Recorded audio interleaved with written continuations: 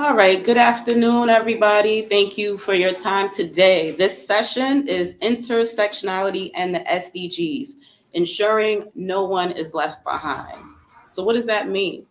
Intersectionality is a concept that examines how various aspects of a person's identity, such as gender, race, class, disability, and more, intersect and interact to shape their experiences, their opportunities, and challenges. The purpose of exploring intersectionality is to foster a deeper understanding of how social inequities work and to address them comprehensively. By recognizing the intersections of various identities and experiences, we can better identify and dismantle systemic barriers that disproportionately affect marginalized groups. Development goals, sustainable development goals, achieving sustainable development goals are important because it ensures that the efforts to promote equality and social justice consider the full spectrum of individuals' experiences and needs, ultimately benefiting everyone by creating a more inclusive and equitable society. So, my name is S.A. Ofure. I'm owner editor of Inspired Magazine, and I had to break that down because I wanted to make sure that everybody understood the importance of this segment.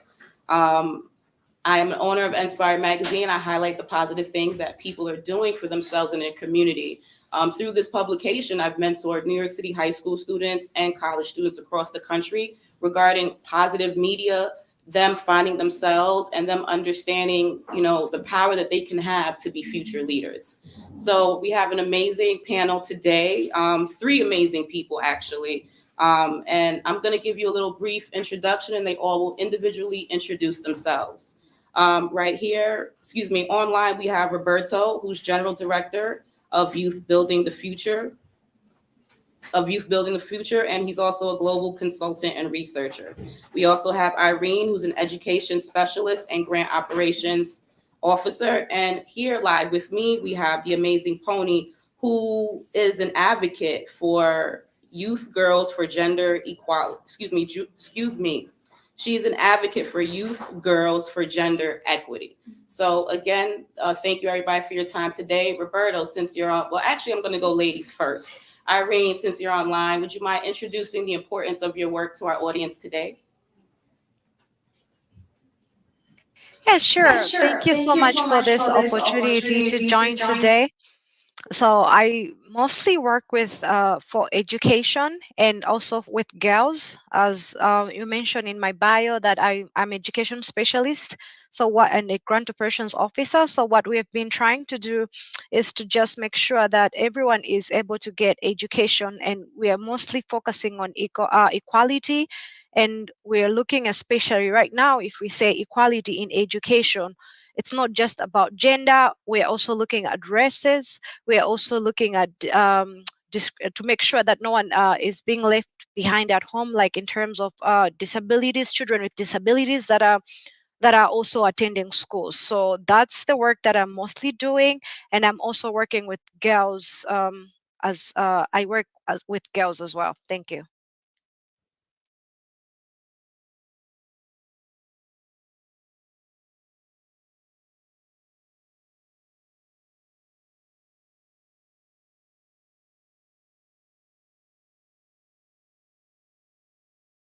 Well, next year will be 30 years ago, by Black advocates, Black reproductive justice workers and women who came together to realize that in the United States, the work around reproductive health centered like middle class centered people that experience a lot of privilege. Middle class white women was the center point of the reproductive health movement at the time.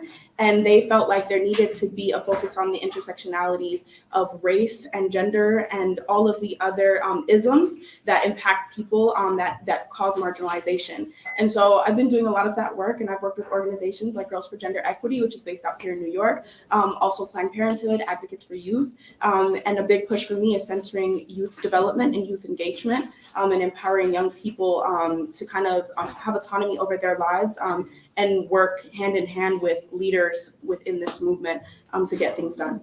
Okay, awesome, awesome, awesome. And Roberto, would you mind telling the audience about the amazing work that you do as well? Thank you so much. Thank you everyone for setting the floor for this amazing session on intersectionality. I'm Roberto Hernandez, Roberto Juarez, aka Citizen for Sustainability. I'm in Mexico City. I sit in Mexico City, and I'm the founder of Youth Building the Future Global. It's an organization that it's been working with youth, especially on climate change and sustainability education for 6 years now. I'm now running as the youngest independent candidate in Mexico for Senate. So it's changing a lot. I thank you so much. It's really hard, because I've been doing activism for years and now trying to change this little path. So that's what we're doing right now, trying to really change and address loss and damage, to address climate action, and to really make decisions for the next generations. So that's what we're trying to do, to really reduce the gap. And that's really what I love this session, because I took the decision to run independent because of what 2023 means. Halfway there campaign, halfway there to 2030, 75th anniversary of human rights, and yet my generation, our generation, is still being marginalized in all SDGs. There's not a single SDGs that we are not facing a problem. And even in the context of Yunga, we can see the world leaders complaining about the other world leaders, and I'm like, there's this new chip that we all a younger generation have. So that's why we're trying to do. I'm not gonna take like a lot of time just to say that we're trying to change the world. That's it. And I think that is, again, if you all have heard the introductions, everyone has something to do with education and the youth, whether it's not just your basic classes that, math and science. And we did have a previous panel about STEM. This is about the young leaders. How can we give them these tools, these resources, so they can be out there and they can provide for the future generation. So I'm very excited at this panel. So my first question, I'll take it to Irene. As an education specialist, you understand policy, and as a grant operations officer, you understand money and funding. What strategies and policies are crucial for ensuring that educational opportunities are inclusive and accessible for marginalized youth, considering the intersections of their identities? Thank you so much. So my first response to that would be, especially in education right now, you will notice that in order to make sure that the decisions are being made, like big organizations, they're always trying to work with the civil societies to make sure that they understand that, which generations are who is being left behind, who is still who they are working with. And you will notice that when they are working with civil societies, they are not including the youth in the civil society groups. I believe that if they would include the civil society, the youth in the civil society, to be the ones to help with collecting data, to understand, to say, okay, who is being left behind? Who do we need to include in this in order for us to make these decisions? I think if we can help the youth to help with collecting data, and because the youth are more active, they know more, they use the social media platform for different things. So especially for education, if we are to use the youth to be part of the civil society groups, because I think the main thing that we need to know to have is to have the data to understand what's going on, to know who is being left behind, what's going outside there. So in order to have that data, I think if we start using the youth to be part of this group who will be able to help with collecting the data that is required in order to make the decisions, in order to make the policies that will make change.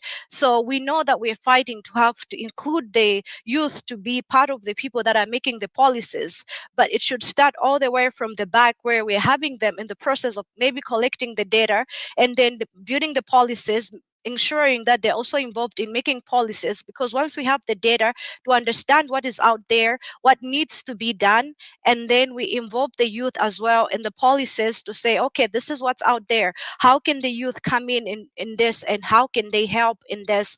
I think that would help, especially in terms of education.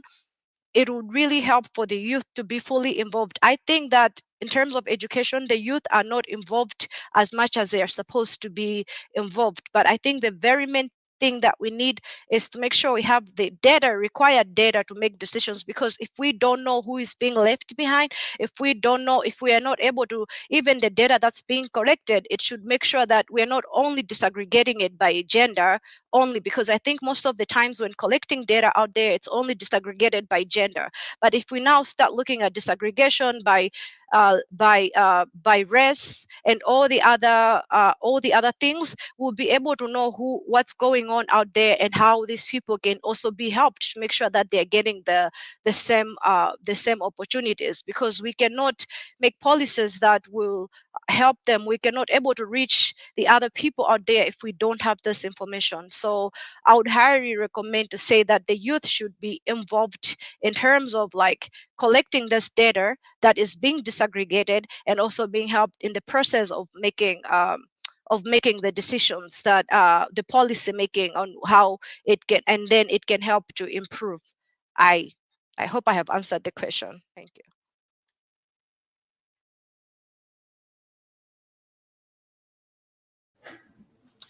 We definitely did. I think you can't help who you don't know.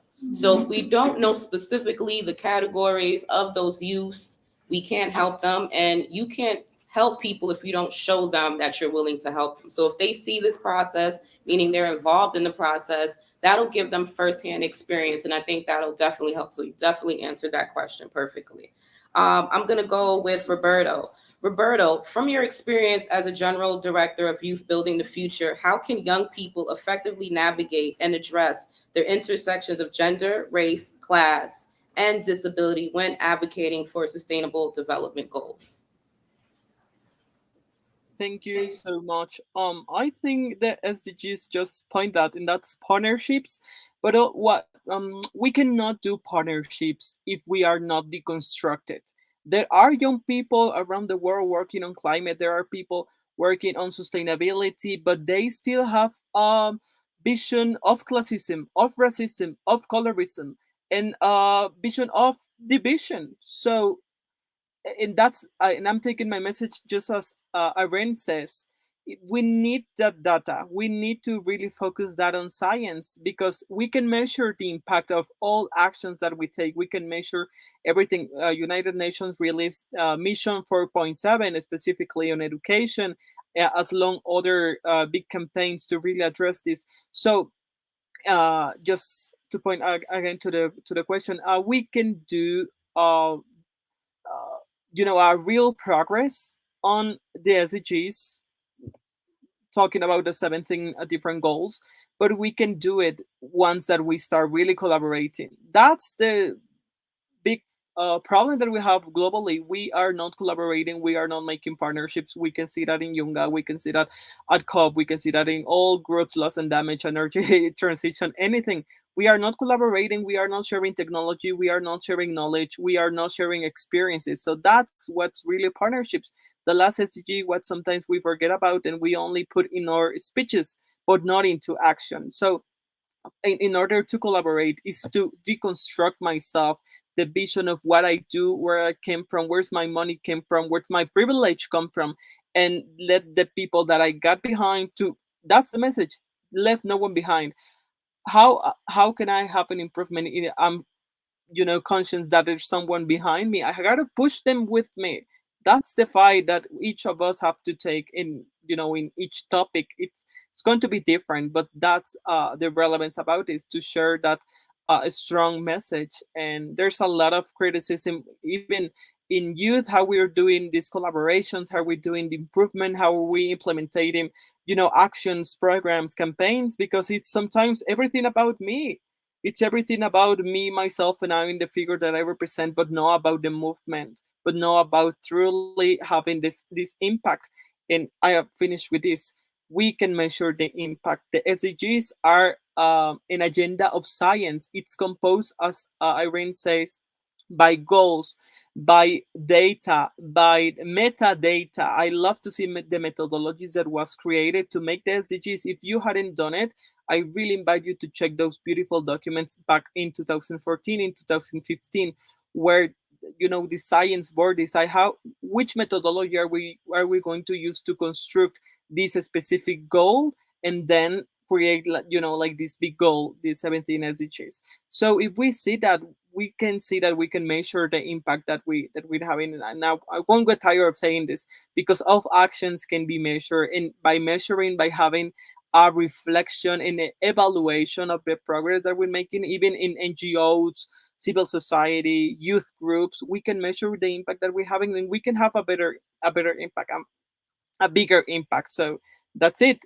Making collaboration, making partnerships, making alliances, but not only on our speeches, but take it into action. It's hard. It's not simple to deconstruct ourselves. We can tell we all have a different experience, a different background, and being from the global north, from this global south, is different. It's not, oh, just put the youth in one room and let them decide. It doesn't work like that. We have to take a history context. We need to take capitalism. We need to take racism, classism.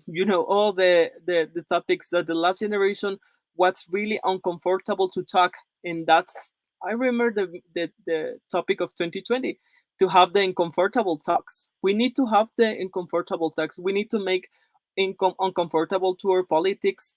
We need to make uncomfortable the industries, and then even our own generation, and our the people that that we are sitting next to, make them uncomfortable, because that's when we are getting to our close, or to a result. That's something that can be can be measured.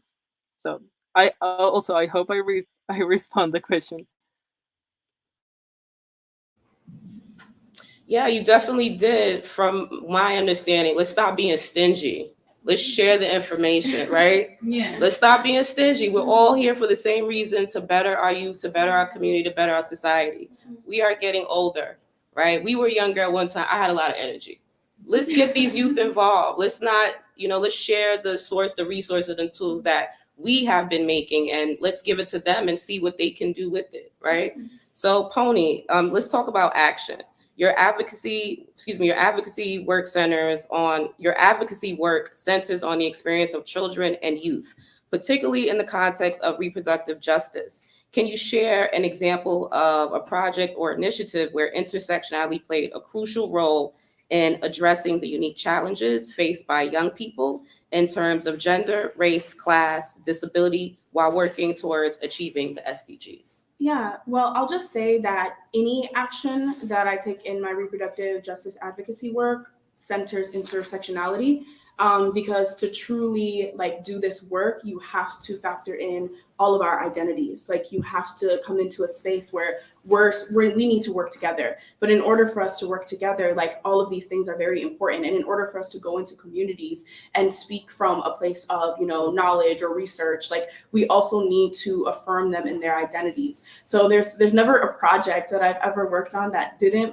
factor that in. But something that recently that I did work on with Girls for Gender Equity was the We Remember Black Youth for Reproductive Freedom memo. And so I encourage everybody to check that memo out. You can find it on Girls for Gender Equity Instagram page.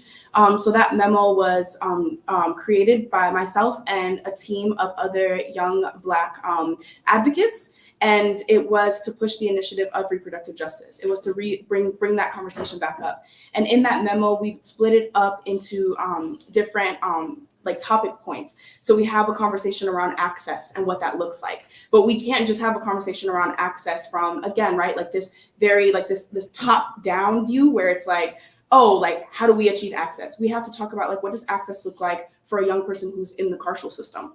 What does access look like for an immigrant, right? What does access look like for our young people within urban cities where maybe there's a lack of resources, there's lack of funding, or rural communities where we do see a huge lack of resources, where we do see food deserts. So what does access look like for all of these different identities? Because when we try to have a one size fit all solution to fixing the problems, to addressing reproductive justice, to addressing racial justice, when we do that, we always end up marginalizing another demographic, another group. And so the saying we all do better when we all do better comes to play. But I like to take it a step further and say we all do better when our most marginalized do better. So who in our room, when we're talking about getting access to people, who's in the room that is like that lacks complete access, right? That has the least access to things. So that's talking about our demographics that experience disabilities. That's talking about our gender marginalized demographics. So that's our trans youth, that's our LGBT youth, that's our women, that's our girls. We're talking about, you know, our young people that, again, they don't like, maybe there's language barriers. There's so many language barriers within the US that we often don't think about unless, like, either like myself, I grew up West African, I grew up immigrant. And so like that's something that I think about. And even when I talk to other immigrants and they're like, oh, I'm sorry about my English. I'm like, no, because you never, when you're doing this work, you never have to think, I'm sorry about my English.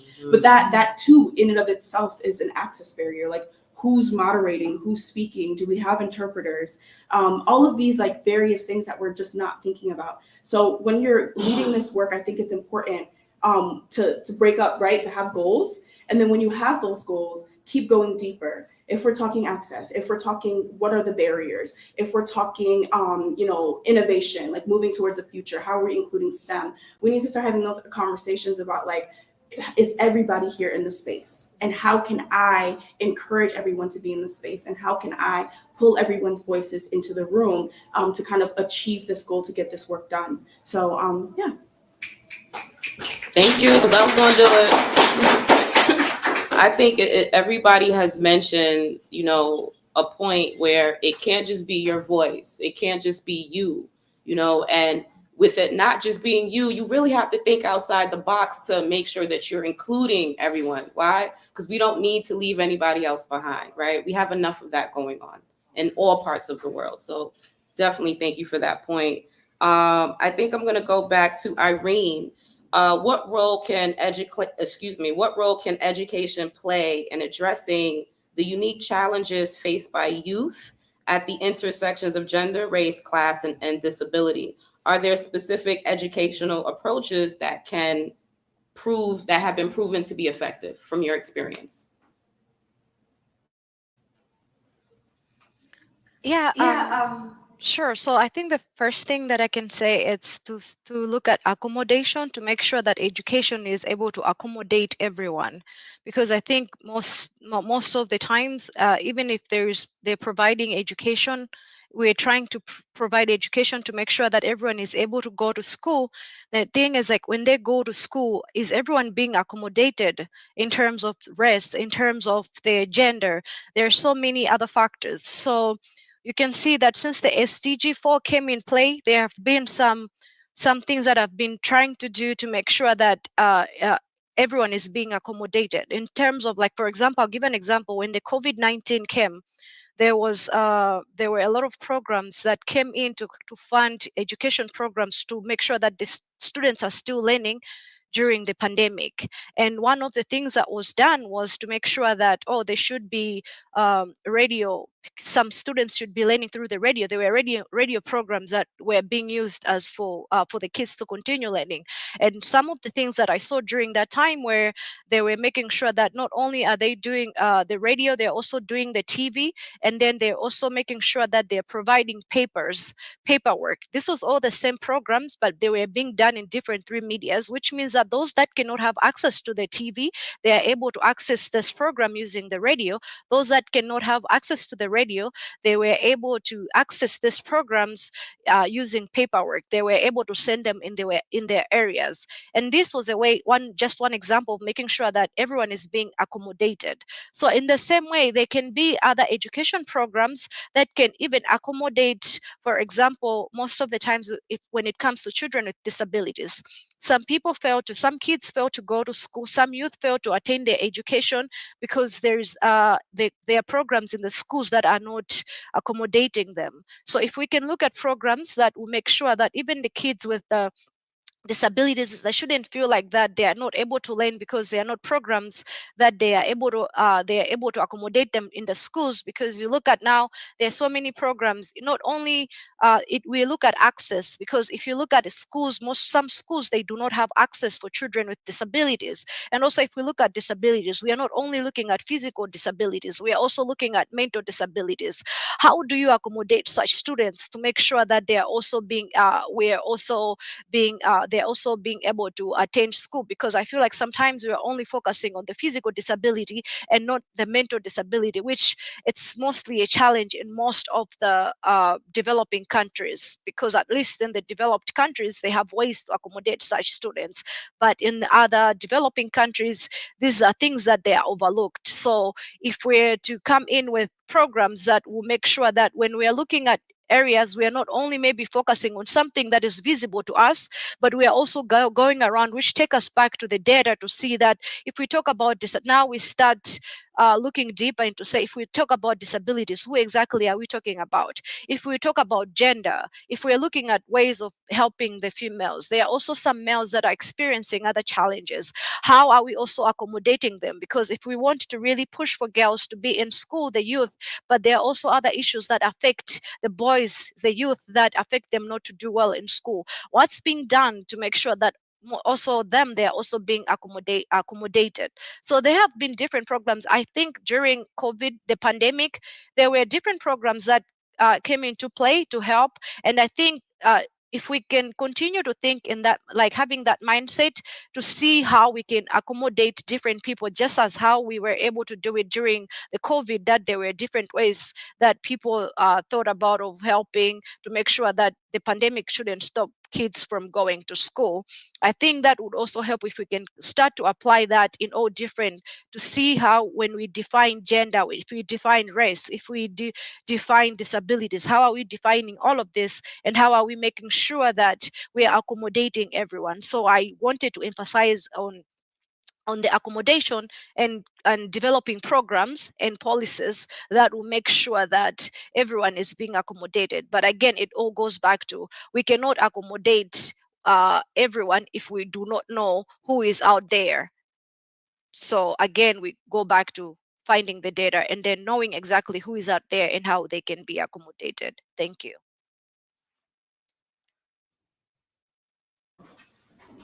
That is a very great point. I think we shouldn't wait for a global pandemic before we think outside the box of how we can help everyone. So I think that that should be something, a good takeaway, because definitely a lot of programs did come about from the pandemic, because that was a very dire situation. So to that point, we should have leadership understand that these are things that we have to look outside of, because these are the people who are making the decisions. So in that aspect, Roberto, if you could kind of quickly talk about, could you share some insights on the importance of intersectionality in youth leadership and how it contributes to more effective and inclusive advocacy for SDGs? Absolutely. Thank you so much. As you said, and I'm gonna talk based on my experience. Um, I hear the echo. Okay, thank you. Since we started back in 2015, uh, and yet people still, there's a big lag about SDGs and what's the 2030 goals, etc. And yesterday, no, at the beginning of the UN Secretary General talk about this, about the challenge that we all have at advocates for, to reduce the inequality gap, climate or sustainability or SDGs, as you wanted to call it, advocates or activists, we do have a bigger challenge right now, which is on social media, disinformation and hate around sustainability and conspiracy theories that sometimes we don't talk about. Was also, I am content creator, and I started back in 2015. Please don't look back at those old videos because I'm ashamed of all those videos, but that's how we started, on social media. That's how I met global youth with different applications, creating these networks, creating connections, having live on Facebook, on Instagram and other platforms. That's how we start creating this, like a small movement that has been growing. But that's it, having like different people. There's no one that's expert in everything. You have to believe, to trust, to delegate the topics to other people, and that's how the SDGs works. So how to involve more people, how to work, how to to inspire and to impact more young people by really believing and having that impact. But you have to believe in yourself. I became vegan since I was 15 years old. um uh, like, again, from my experience, it's been really difficult because of the context of the Mexican culture, machismo and carnivorism, and like, uh, global south, we do have, a different perspective from global north. So it's different the way that we have created movements, and I've talked this with incredible activists as Greta, about how different it was for us. I cannot call for a global strike. I cannot call for a local strike in my city because it's so insecure to walk even day or night. You can be killed because there's a cartel, because there are people with guns, because now the city may be shut down. And this is also in other cities. I remember talking this with youth from Congo, from Ghana, from Niger, etc. It is not the same global north and global south. We cannot have the same tactics. So that's what we can replicate and have this conversation. It's so important because I can share how we did it. We took social media, and that's how we really have this impact. But then when the situation changed, thanks to COVID, thanks to a new government, we could go to the streets and start making this impact in person. But it takes time. There's not a global recipe, and that's specifically also the SDGs. And just to finish this, also when we talk about education here in Mexico, for example, last week, people were burning the public new books because we were teaching the new books are teaching about the indigenous communities, about disabilities, about sexual education, and visualizing LGBTQ people. So there's a big sector yet, conservative sector, that were burning the books. And I was also reflecting about this. And for example, the SDGs does not contemplate free education, does not contemplate universal education, like education, or non-religious education. But we can see the context in Middle East. So I say take the SDGs. SDGs are based on science, but just to quote it, SDG 4.1 only talk about free, equality, and quality.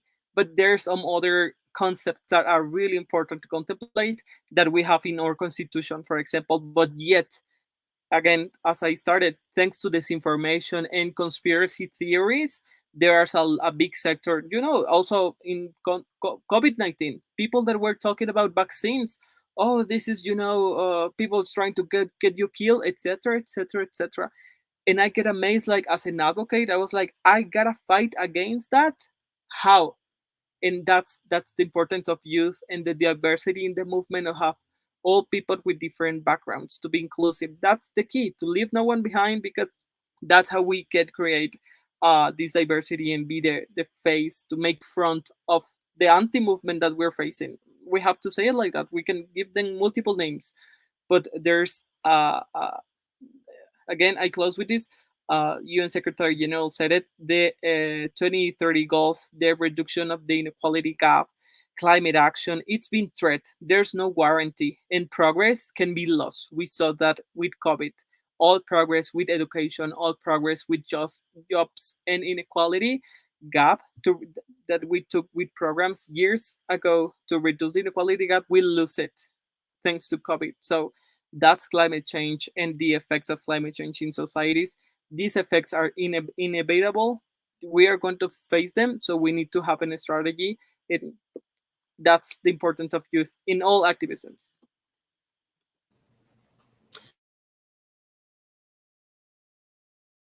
Definitely making sure that we offer these opportunities for our youth to engage, right? No matter what type of global situation we're in.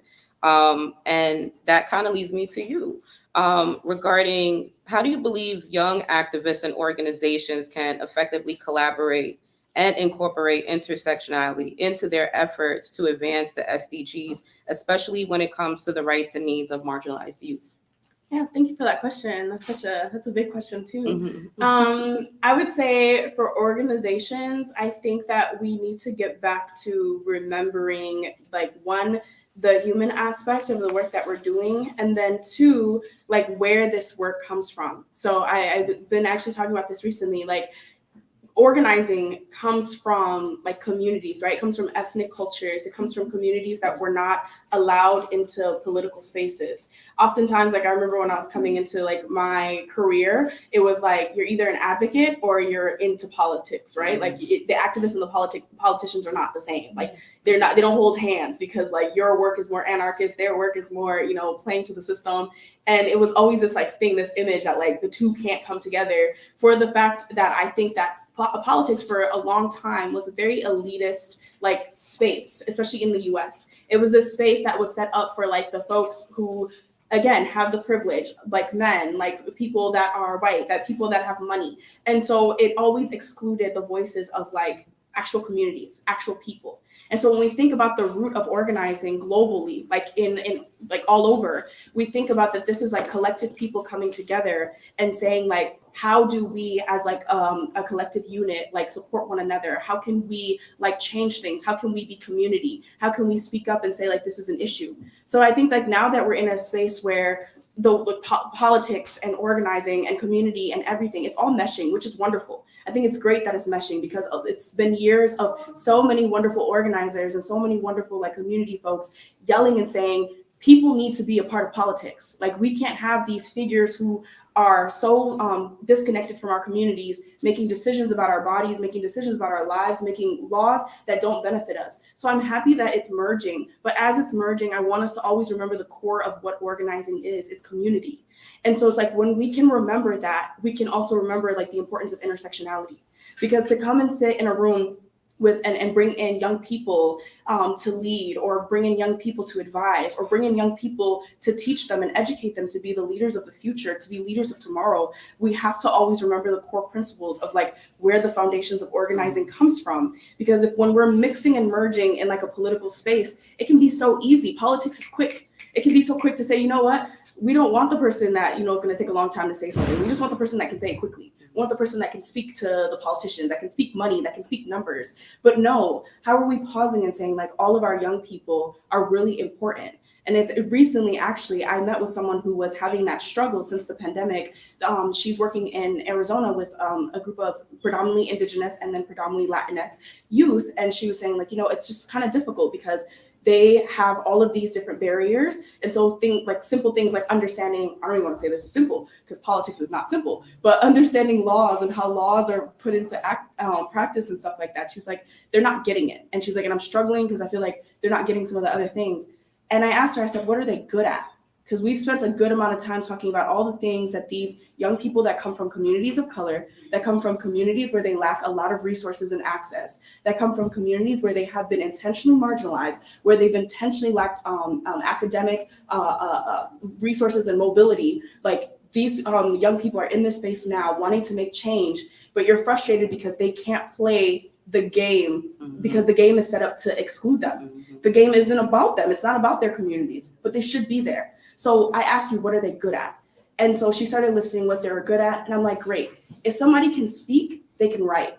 Because to be a passionate speaker, to be somebody that can convey a crowd, convey a room and a conversation and compel a crowd, like you can write, but you might need to be assisted a little bit more. You might need to be taught more. So when we're coming together in these spaces and we have, you know, all these organizations doing wonderful work, we need to remember that like we need everyone in the room. And sometimes when it feels frustrating, like you're like, this person isn't getting it, maybe this person isn't great with STEM, maybe this person isn't a numbers person, whatever it is, I encourage everyone to always ask, what is somebody good at? Because that's what community is about. Community is not, we all come here, we're all great at everything and we all do everything. No, it's what can you do and what are you good at and what can you excel at and how can you carry that lever? And I think that is really important when we talk about intersectionality as well, because this movement has to include all of us. It has to include all races. It has to include all genders. It has to include all sexualities. It has to include all nationalities. And so when we're in these spaces, like we have to ask ourselves, like, depending the audience we're talking to, what is everybody great at? What can everybody bring to the conversation that maybe I don't know. I didn't grow up in that type of way. I don't understand that. I'm lacking here. How can we build upon that? Because that's really what this work is about, like building upon all of our efforts to move the needle, to push the work that we're doing. I think, you know, from my perspective, I'm an editor of a magazine, but I also was an educator. So I also understand, what our youth are being taught, what their barriers are from different aspects of the world. And everybody here has mentioned a specific aspect that doesn't really include that, right? So it's like we really got to do our work. We really got to put our youth with right leadership, give them great examples. We have several people here who've given examples to what they do, and younger people are looking up to them. So this should be for everybody who's watching. What are you doing that is, giving someone who's younger the eyes to see the light, the eyes to see, okay, if this is something that I passionately believe in because I feel like I'm not being heard, how can I step out and be heard? Right? So everybody, take heed of how you carry yourself, what you do, because that's our whys. Everybody here has a why on what they do. I believe our youth need to understand their importance past the regular educational curriculum. We're human beings. They all need to learn how to treat each other. And when we learn how to treat each other, we include each other, right? We're not leaving anybody out. So that to me is just one of the most important things that I hope everybody gets from this particular panel discussion. And I kind of want to close it out. I'm hoping we can get a question in, but I want to ask everybody on the panel if you could take about a minute or two to answer. How do you envision the role of youth in influencing policy changes and holding decision makers accountable for promoting intersectionality with the SDG framework? And we'll start with Irene. Sorry, can you say the question again? Sure. How do you envision the role of youth in influencing policy changes and holding decision makers accountable for promoting intersectionality within the SDG framework? I think the what I would envision is also for the youth should also be accountable for each other, because if they are uh, being involved in the policy making to make sure that we're able to achieve the SDGs and maybe everything, like for example, let me look at education. If we want to make sure that, okay, this is what's being done and we're involved in the process, then even as the youth we should be accountable in making sure that we're following through.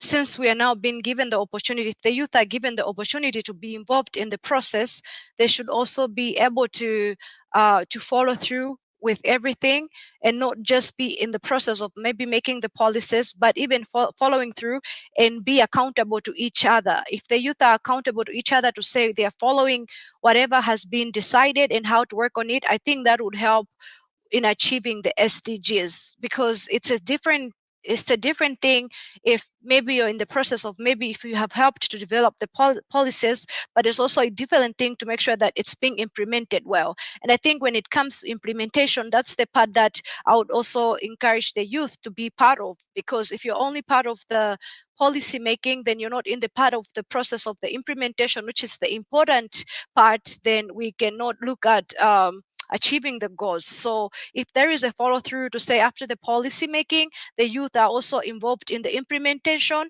And while they're being involved in the implementation, they should also make sure that they're being accountable. Because if you're being accountable during the implementation, then you can be able to make sure that all the SDGs are being achieved. You know that it's a process, it can be frustrating. There are things that can happen the way that we're not expecting them to happen. But if we can just, the youth can just keep each other accountable and making sure that they're following through everything. I think that's what I would say. Thank you.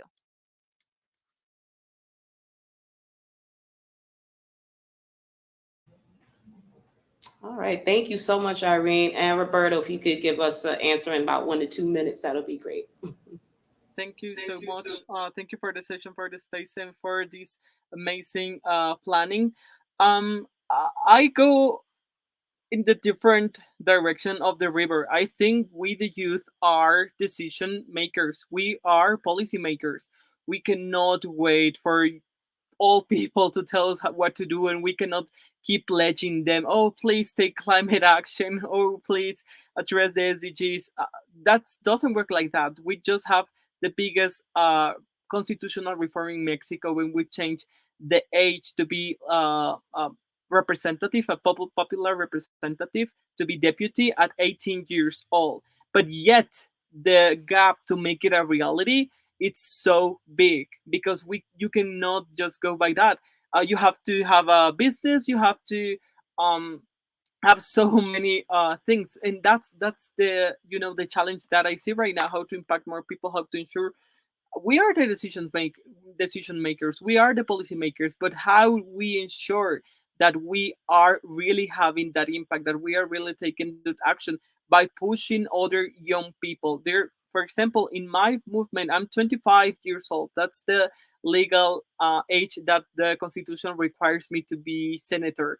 But I have people of 18, 19, 21, 22, 23 years old, because they couldn't be in, but they are joining this campaign, they are joining this movement, because they know it's not about me, it's not about the interests that I'm presenting, it's about climate action, it's about sustainability. So how do we ensure it? By really, again, making those connections, making those partnerships, and living, taking out that privilege and that ego, and saying, oh, it's all about me, and I would only contemplate people that think on me, and all that. So yes, we need to really believe in the movement to push you know, these candidacies, these young people, because if not, what happened at, and I close with this, what happened in Mexico context, we had some youth representative before, but they are totally sublime to the party. So they didn't present any legal reform for youth. They didn't present any climate reform.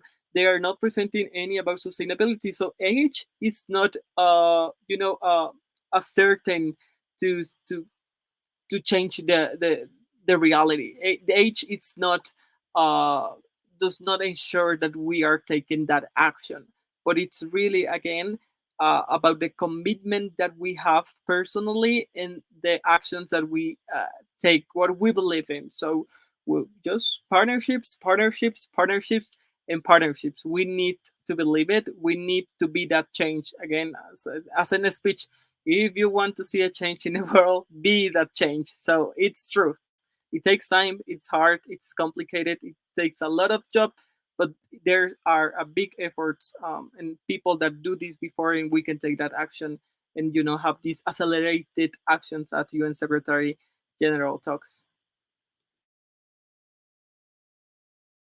Take after that. Yeah, I would say in agreement with Roberto, young people have always been change makers through history, through time. Any civil rights movement or civil movement globally that you want to point to, young people were tied to that. Young people seeing a change or wanting something different or saying like this isn't fair, these systems don't really work for us. Like they were a part of that. So like I want to empower and inspire young people by saying like you're like that demographic has already been doing this work. And instead, I actually want to encourage and speak to older folks in this work. I want to speak to system leaders, and I want to say like work with young people, collaborate with young people. And what that looks like, I think we've had a very sensational idea of that in the past like 10 years. We put young people, you know, in magazines, and we say the youth are going to change the world, and we put all this pressure on them, but we don't actively like support them in this work, right? We don't support their efforts. We don't utilize, like I said earlier, we're in a community, so we don't utilize their passion. We don't utilize the things that young people can do that older folks can't do. Like I've been saying recently, I'm 24, but I'm getting up there now. So I'm getting to the point where the things that I was willing to do at 17 and 18, I can't do it anymore. I can't.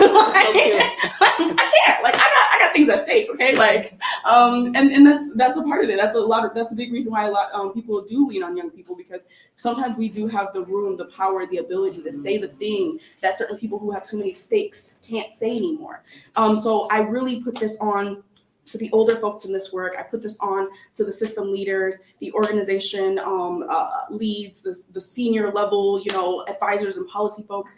I say when you are engaging young people, like truly like create something that we can grow from. Don't just bring young people in and like, you know, throw these moments for them to be advertised and for it to be this sensational experience, but really teach them, like empower the young people of today to be leaders of tomorrow. Like give them skills. I always say like giving young people transferable skills, because especially with reproductive justice, the work of reproductive justice, I'm at a point where now it just feels like a livelihood than it does like work. It doesn't always feel like a career, because I'm like, this is kind of weird, but I have so many transferable skills. Like I write, I understand policy, I do research. Like there's all these transferable skills that I can take into other avenues, but still be like solidified in this work, because I'm always going to be trying to fight for reproductive freedoms. But like, where am I going to be working? What spaces and rooms am I going to be in? And how can those skills that I've learned from organizations I've been working with since I was 17 be transferred in other areas?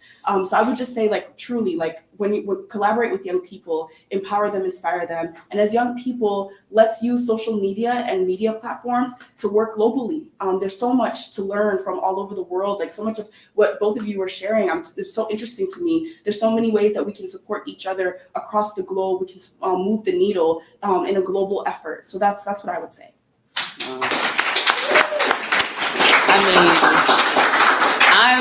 My publication is Inspire. I'm inspired by this conversation, and what I think I want to also bring to attention is, with all the endeavors that we're all doing, whether you're working for somebody or working for yourself, do you have a mentorship program? Are you allowing younger people to understand the work that you're doing? That's one of the things that I pride myself in with Inspire. I've created a curriculum to teach NGOs, nonprofits, and other businesses how to create mentorship programs, and not just mentorship programs that are going to help your business. Are these going to build these young individuals to be leaders? Give them life skills, and transferable skills that they can take, because that's what we have. That's how we're able to transfer the skills we have to the youth and to others in all these different aspects and areas that are SDGs, that we know that are important to our continent, our country, our world. We need to take very, very bigger eyes on how we can set examples for them, give them examples, and give them the resources and tools. So I'm hoping that that resonated with everybody here in this audience, and I think we can possibly take one question, if anybody has a question. Raise your hand first. There you go. Thank you so much. And based on your last or your closing remarks, a lot of things have been echoing in my mind based on the first day and then today. I've been thinking that there's been a whole lot of beautiful content and knowledge that you have shared here from young and amazing group of change makers. And I'm asking myself this question because I come from Ghana in West Africa. Because it's not everybody who had the opportunity, just like me, to be part of my country dedication to come from this program. So I'm asking myself, what can I do when I get back home? This knowledge, how am I going to do a step down training for people who don't have this opportunity? And then again, I'm thinking, these are great young people, change makers that will be going to our very destination. Is there a way we can still connect? That the problems that are happening in my country, I can fall on someone here, that this is what I'm doing. In your own way, probably you've been able to tackle such issues, you have overcome such challenges, and you've been able to have amazing solutions. Even your experience that if you share with me, it could be the wealth of knowledge.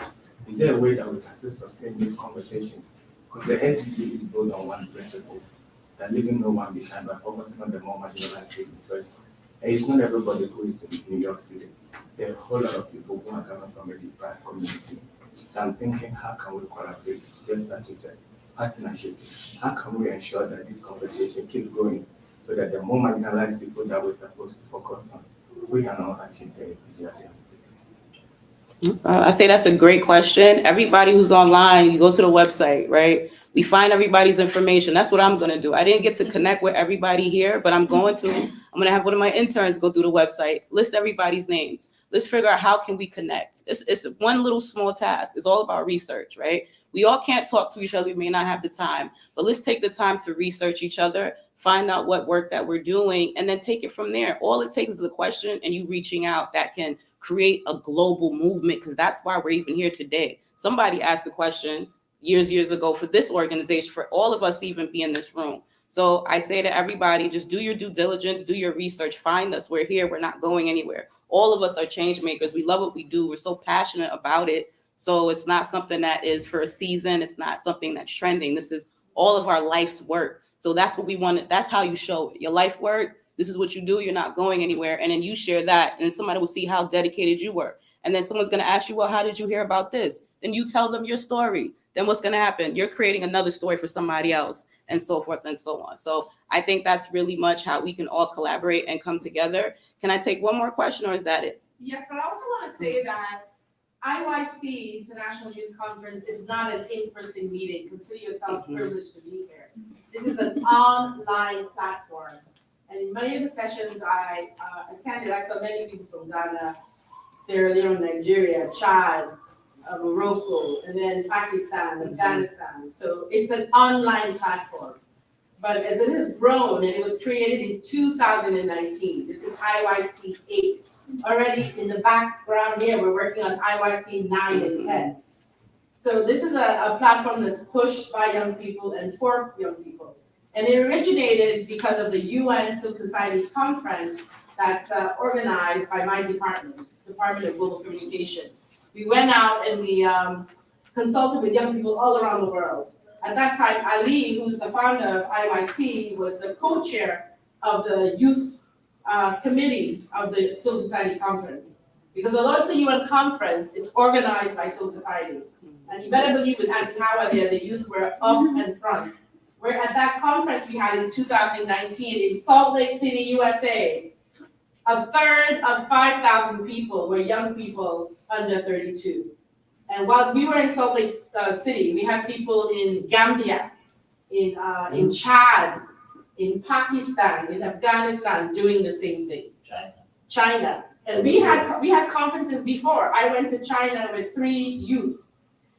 We went to Colombia. We had people also in Somalia who were doing the conference. So we were all over. So when the Civil Society Conference finished, people like Ali, who never take no for an answer, said, Hawa, we have to continue doing this. And that's when the youth from the Civil Society Conference with Ali in the lead created IYC. So it was online even before COVID, we were there. So that's why when COVID happened, we pivoted like this, because we were already doing it. But as it grew, and it continues to grow, we don't want to exclude local communities. So we are in New York because of the UN General Assembly, and we want to talk to young people who are here from all around the world in New York. I think we're changing. Is it Southern California or LA? Where are we going? LA. We're going to Los Angeles. So we will find a university and anchor ourselves there and deal with people who are in LA. I want to see IYC on the continent in Africa, and because I'm West African, that's all I'm saying. So know that the conversation continues. And I like what Essay said, go to the website. And some people say, don't hog the information, share it. When you go home, you better tell at least 10 people in Ghana and Accra or Kumasi. Understood? So that's the story with IYC. Back to you, Essay. Thank you. Give her a round of applause, please. And yes, last question.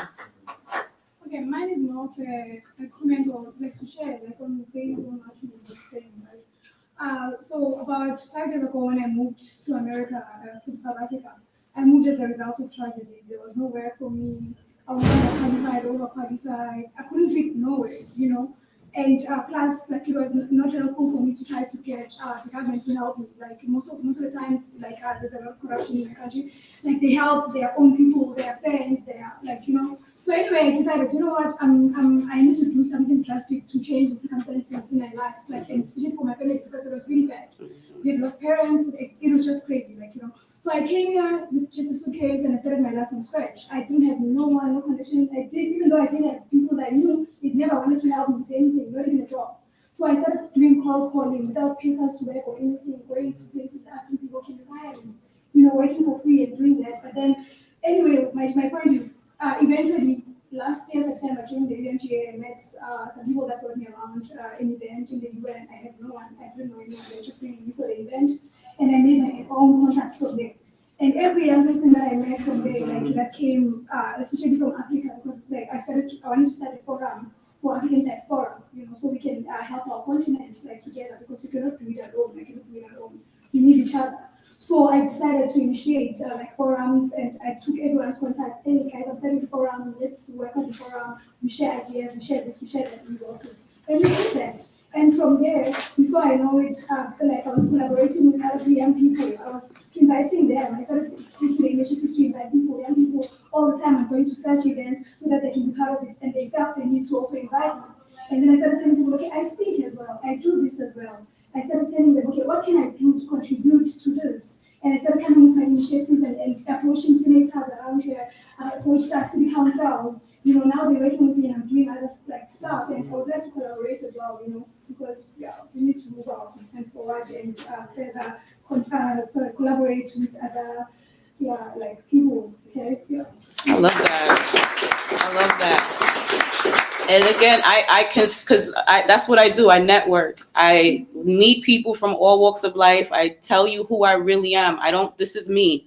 I'm S.A. Ofure from the Bronx. Both my parents are Nigerian. So you got the best of both worlds for me, right? So I let you know who I am and I tell you what I got to do. That's how we have to approach everything. So I really do hope everybody takes these events, these sessions, and be nosy. Be nosy. There's nothing wrong with being nosy for a good global cause or to help our youth. That's why we have to be nosy. Let's find out who everybody is in this room, the room before this and after. So I definitely implore everybody online and in here, be nosy. Go to the website, look at all of our links, click on the links, see what we do, take a pen and paper, write down, okay, this is what stood out to me. So this is how I think I can approach this person. And that is all you need to do, I promise you, because this has been a wonderful, for me, I'm going to connect with all these 3 panelists. They just didn't know it, right? But I'm going to. So that's all I'm saying is if we see our connection, connect. Don't not waste the point of you being here. That's what makes it important for you to take home and tell everybody. Let them hashtag it. We all love social media now. Put this on your social media. Take a picture in front of there. Let everybody know where you were. And that's how we continue to spread the word about all this amazing work. So I am so privileged. I'm so honored to have been part of this panel. And thank you, everybody.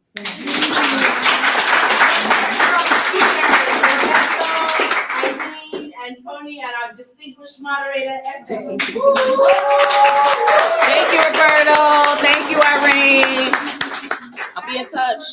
Thank you. Thank you.